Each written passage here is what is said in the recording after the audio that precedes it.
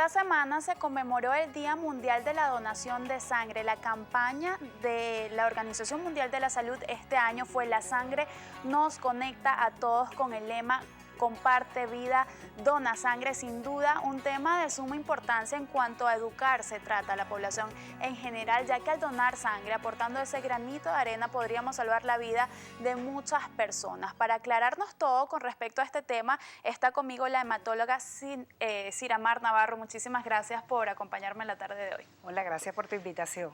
Bien, quisiera saber cuál es la importancia, o sea, por qué se celebra el Día Mundial de la Donación de Sangre. ¿De dónde proviene este día?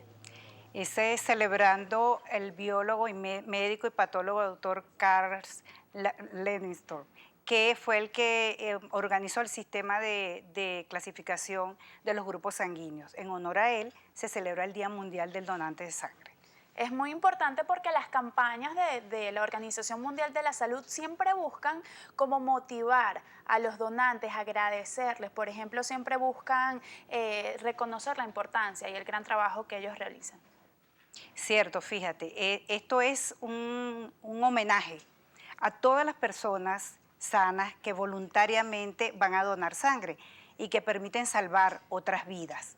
Y por eso se hace este reconocimiento anual como un estímulo a toda la población para que se motive a que vayan a donar sangre. Por cada donación que ellos hacen podemos salvar 3 vidas. Y esto es importante en todos los momentos. Mira, permite hacer intervenciones de gran complejidad, pacientes que reciben tratamientos que hacen que baje su hemoglobina. Entonces es vida. Donar sangre es vida. Es vida, tal cual como lo dice el lema de la OMS. Todo el mundo, todos los países del mundo forman parte de esta celebración. Sin embargo, en Latinoamérica, este año, ¿cuál es la sede principal de la donación de sangre? En Ecuador.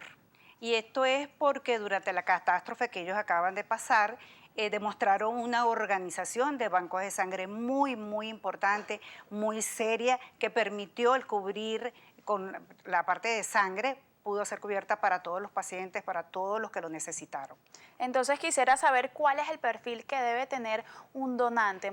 Existen muchas dudas, también existen muchos mitos en cuanto a la donación. ¿Cuál es entonces el perfil que debe cumplir una persona que desee donar sangre? Todo paciente sano, libre de cualquier enfermedad, que no tenga ninguna manifestación de fiebre, que se encuentre en buenas condiciones generales, que tenga más de 18 años, preferiblemente menor de 65 y que pese más de 50 kilos. Fíjate que es bastante sencillo. Sí, es sencillo. También existen mitos como, por ejemplo, estoy tatuado, no puedo donar. ¿Qué pasa con ese tipo, con las personas que están tatuadas? La recomendación que da la Organización Mundial de la Salud es esperar un año del último tatuaje o del piercing que se coloque. No por eso quedan invalidados para el resto de su vida, no, al contrario, pueden ir a donar. Igual es con las personas que tienen piercings. También igual, la recomendación es un año sin que donen, desde el momento de que se hicieron el procedimiento. Quisiera saber, doctora, cuáles son los tipos de sangre que existen y también cuál sería el menos común en nuestro país. Bueno, los más comunes, los que conocemos, los que se hacen de rutina en los bancos de sangre es el grupo A, el grupo B, AB, O y la parte de RH positivo y negativo. Los pacientes AB negativos son infrecuentes, por eso una recomendación que uno como médico le hace a la población cuando va a ser sometido a una intervención quirúrgica a un hospital es tener chequeado su grupo sanguíneo, de manera que si necesita una terapia transfusional, esta sea conocido por el banco de sangre, se sepa si tiene un grupo sanguíneo infrecuente y se le pueda resolver acertadamente la situación que pueda necesitar de terapia transfusional. ¿Qué pasa en esos casos de extrema emergencia que quizás no haya el tipo de sangre compatible, por ejemplo, con esa persona, con ese paciente? ¿Existe algún tipo de sangre que, digamos, pueda solventar en el momento de la transfusión? En términos generales, siempre es deseable hacerle el tipeaje al paciente. Y aun cuando se presente la situación de extrema emergencia, se le va tomando la muestra y se va haciendo todo el procedimiento por banco de sangre. Sin embargo, en un caso de extrema emergencia, podemos disponer de sangre o RH negativo que con ese grupo podemos manejar al paciente hasta conocer el grupo definitivo. Mencionaba también que es importante que el donante también sale beneficiado porque se descartan o se podrían diagnosticar algunas patologías que quizás ellos ni siquiera sabían que podían padecer.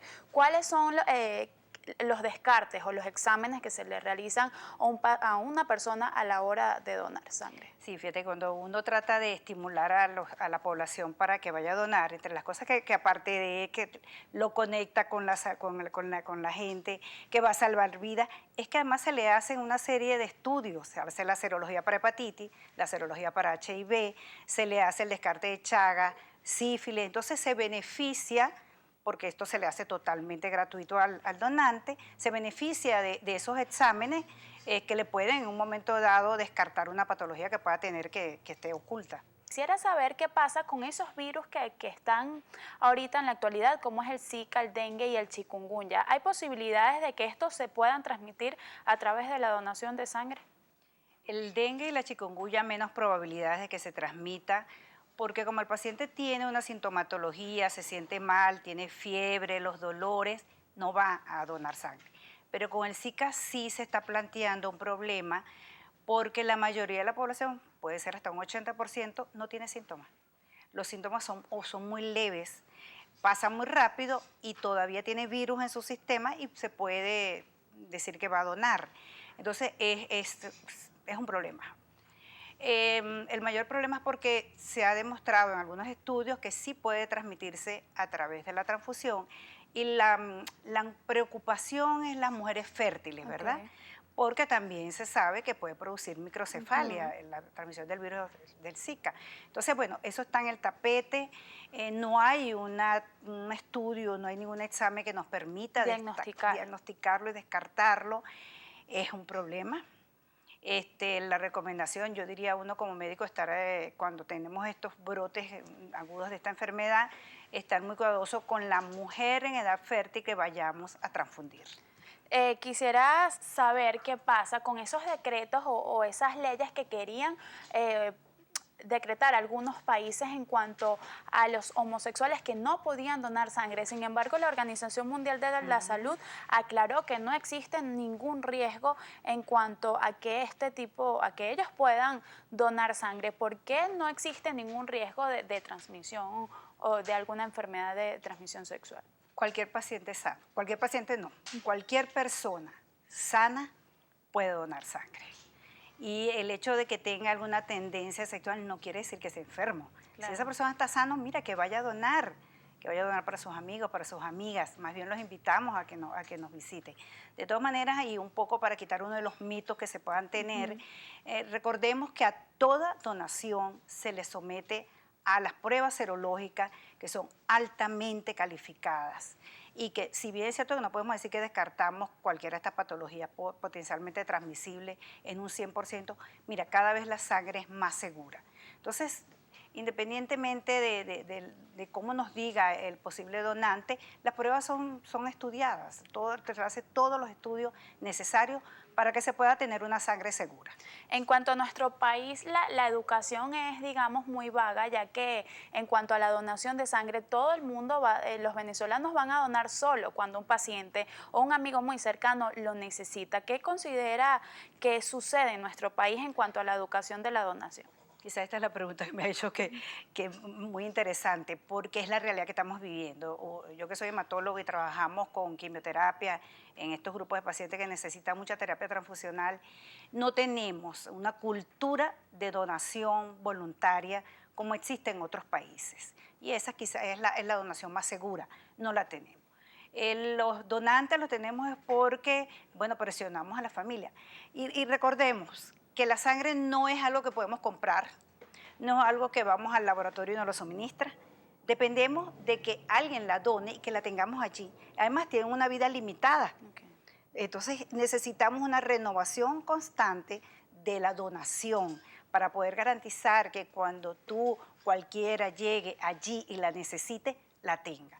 Eso es básico para nosotros, que esta cultura es un poco también nosotros debemos hacer más educación, el Estado debería hacer campañas de educación y campañas de recolección de sangre que se han hecho en otros tiempos. ¿Cuál considera que es el motivo para que las personas no asistan?